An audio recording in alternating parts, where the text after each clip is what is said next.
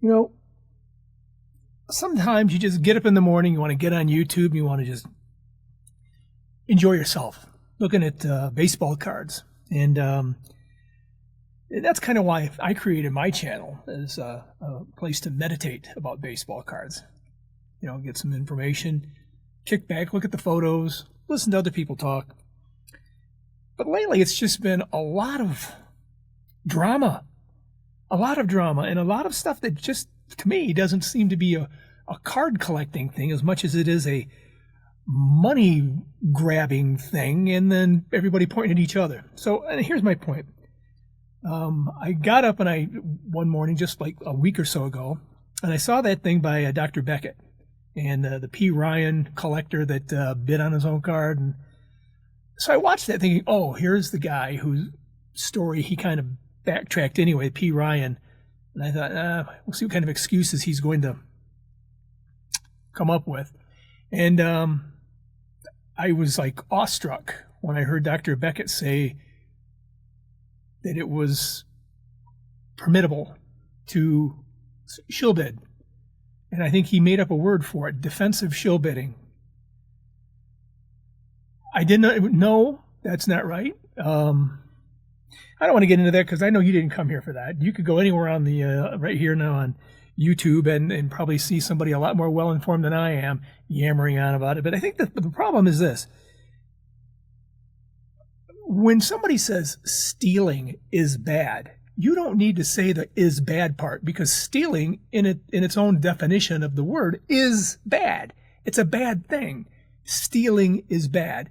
The same thing can be said about shill bidding. You don't have to come up with a way to soften shill bidding up. You don't have to come up with a new definition for it because, you know, it doesn't mean a bad thing anymore. Shill bidding is bad. It's bad. Stop saying things like that. You make me anyway have less trust in the hobby. I don't want to participate in certain things like auctions if that's the case. I'm already with the CT scanning of cards. I realize that a lot of the cards that you want to see opened on YouTube channels, they've probably been scanned. If you're going to go buy them in a place where there's like card shows, or maybe in your LCS or whatever, who's to say those things haven't been scanned already and they're keeping the best stuff for themselves, whoever's doing the scanning? I don't know. Here I am saying this is what stuff is disturbing me, and it's probably disturbing you too. So I'm going to quit right now because here's what I'm going to do today. Let's just come back in a couple of seconds and let me clear the slate, and we'll talk about something that's a lot more fun. Hey, baseball fan. Time for a little self-care and a few minutes of cardboard meditation. Welcome to the show that features some of baseball's oddest stories and the cardboard slabs that document them. Find peace and joy through baseball cards with your host, the big guy. So here's what I'm saying. When things kind of get me down when I'm looking at the hobby, I like to look at some of the comments. I go back at the comments that you've left me, because when I have told you before that your comments generate ideas with me, I'm not kidding you. And I'm about to show you 3 different versions of that, okay? Let's start with the first one here. Sean Henderson, X4E, who is a big-time supporter of my channel, told me one time in my comments about, because I was talking to him about this card right here. Well, I was talking to everybody about this card. It was one of the cards I was searching for with my 1964 set. I needed this. And he goes, "Did you ever hear the story about that card?" "No. What is it?" He told me a little bit about it, so I've done some research, and it's a little bit crazy. So, you know, in the whole hobby here, order, you know, the way you collect your cards, the way you sort your cards, the way you store your cards, the rarity of your cards, the performance of the players on the cards, everything about it is strict, focused, and it's put in a place. And sometimes, well, this next example, that is a little bit perhaps too focused. Now, let's say that. I was going to say something else, but I didn't want to insult anybody. But I think some mental illness creeps into this a little bit. And I'm never the one to really hack on people for the way they collect, but this is just a little strange. It goes back to a guy named Rich Klein, who was a collector and a writer, noticed back, I don't know, like the middle teens of the 2000s, I don't know, 2013, 14. And by the way, I got this information from ESPN article from August of 2014. And Rich noticed that this card, in really nice shape, goes for about $1,000. And this is not $1,000 card. And just kind of rundown versions go for about $30. And he couldn't figure out why that is. Well, he determined that somebody somewhere was cornering the market in Curt Flood cards. And he started picking up on rumors and through the forums and blogs that are on the air that there's one guy out there who's buying up all kinds of this 1964 card. He's just buying it by the scads. He's buying it graded, he's buying it raw, and he is really going at it. So he decided to do more research and found out who this gentleman was. And the gentleman's name was Mike Haley, I think. I think that's how it's pronounced. And Mike had 4,000 of these cards, and in which that represents, from what I understand, at least in the graded part, 25% of the market of Curt Flood cards. That's like the person that lives down the street that has like 20 cats. At least that's the way I look at it. Now, Haley admits that his collecting kind of distorted the market. That, the people have noticed, and that's why the prices are going the way they are. He says some people think that's weird, and okay, yep. And he just really enjoys collecting that card. And one of the things he said at the end of this article, he might be buying another one today, and maybe he'll get around to buying one more tomorrow too.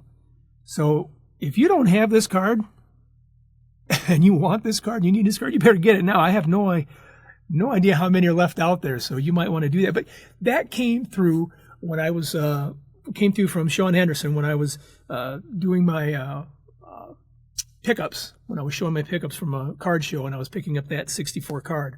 So yes, when I'm feeling a little like the world is closing in around me, I'm going to go back to my people that comment and find out stuff that they know, stuff that they say, and stuff that they believe. It's a calming sort of feeling when you've got people that are just normal and they're communicating with you and with that sort of stuff. Next story is from Barry, from Barry 3270. Now, he's also a guy that has commented quite often on my channel, and he's a good guy. And he had won one of my 2-pack a day collector at home version, where I sent him packs and he opened them at home. And what he did is he actually opened the packs on the air, and I watched it on his channel, which is Barry 3270. So you can go there and watch his channel. And he was looking through them, and he came up on, because I believe he's a Houston Astro fan, I think, because he came up on a couple of Astros, and he came up on, he called the gentleman, the ball player, Casey Candel. I've always known him as Casey Candelli, and you might know the guy. There's a really nice upper deck card of him. I've always liked that one. That's pretty good. And that one. And I think this is the card set that he popped open that I had given him a unopened pack, and he got this card out of it. Here's another Casey, which is just awesome. I hate to use that word loosely, but that is really cool. Well, anyway, he liked him. He said he was really a good ball player. And I remember way back watching a game on, I don't know, it must have been Monday Night Baseball, or it was Saturday afternoon baseball. I don't know. He was coming to the plate, Casey was. And the announcer said, hey, he's the only ball player, who has a relative that nobody else has, that played a certain style of baseball that nobody else played other than this type of person. You'll get it in just a minute. And this right here is Casey Callahan. That's the way we all knew her. Well, not really. I wasn't around, and maybe you weren't either.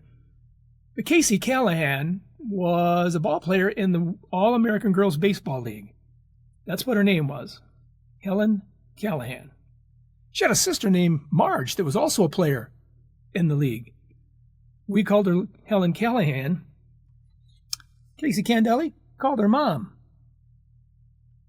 He's the only ball player whose mom played in the All-American Girls Baseball League. Is that not the coolest thing? Now, it's a big deal because there's a lot of guys out there whose fathers have played Major League Baseball. There's a bunch of those who can only boast just this one. She played for Fort Wayne. I just think that's really cool. And that, again, came from an opening that Barry was doing, and it inspired me to do the research on that and come up with those cards for you. Okay, here we go. Here's another one. Nerding out with cards.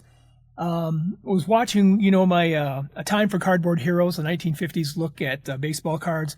He was looking at the 55 Bowman video that I did. And he told me about, told anybody, you could read the comments too, I suppose. He was talking about Tom Alston, who was got a really nice card in that set, the 55 Bowmans. And he said that he was the first black player signed by the St. Louis Cardinals. And I thought, well, I guess I didn't know that. It seems like a long time after the integrating of baseball for a team to, just now sign a black ball player. So I went and looked at it, and sure enough, it was like 9, maybe 12 years after Jackie did it. So I thought, well, that's interesting. So let's just take a look at this story. Well, it's another one of those stories, of triumph and tragedy. He was indeed the first black ball player signed by the Cardinals. Loved baseball, learned how to play the game using broomsticks and tennis balls. And, he was good enough to actually be seen and join the team of the San Diego Padres, who, not the Padres you know now, but it was back during the Pacific Coast League. And he was playing with them, and the Cardinals got a look at him, and they said, hey, this guy's pretty good. We should sign him. So they did. And he came to the team, and he played well with them, but not Jackie Robinson well. And he was the first, and here was the thing that kind of weighed on him a lot. He was the highest paid African-American ball player at the time, $100,000, which is a lot of money. And so that was just a lot of pressure on him. There's also a lot of pressure being the first. There was just a lot of pressure trying to be good enough to stay on a Major League Baseball team. He had a lot on his shoulders. And he just wasn't able to take on that kind of pressure.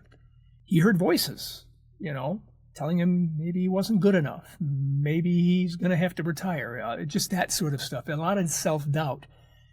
And it affected his play. So he was a decent ball player, but despite, all the struggles, he went on and, became the first. But in that history endures because he was honored for his contribution to the Cardinal history. And back in 1990, they brought him back to throw out the first pitch. And the fans all rose to their feet. And they cheered him on. And,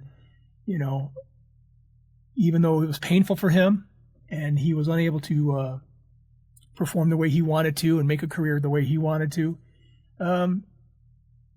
he was brought back and shown love by the fans in St. Louis. And that's heartwarming. And I was so glad to actually read about this. And you should probably read. I left a lot out because I didn't want to make this too long. But the whole Tom Alston story it's kind of sad. But, that day in 1990 and they brought him back, that was a good thing. I think he had tuberculosis, passed away at age 59, I think. I should have known this. I couldn't remember what it is now. But here's his grave marker, and I think that's a neat marker to remember him by. So there you go. 3 stories inspired by my commenters And I couldn't be more happy with where I'm at. I know I don't have a whole lot of subscribers, and I don't get a whole lot of people commenting, but the people that do comment, and the people that do subscribe, they have a direct, there's a direct correlation between them and my content. And I appreciate you very, very much. So if you do watch the channel and you haven't subscribed, can you do that for me? And can you click the thumbs up thing? I appreciate that too. Talk soon. Cardboard meditation helps set your mind right. Thank you for watching. Show us your appreciation by clicking the like and subscribe button. Ring the bell while you're at it so you'll know when we upload a new story.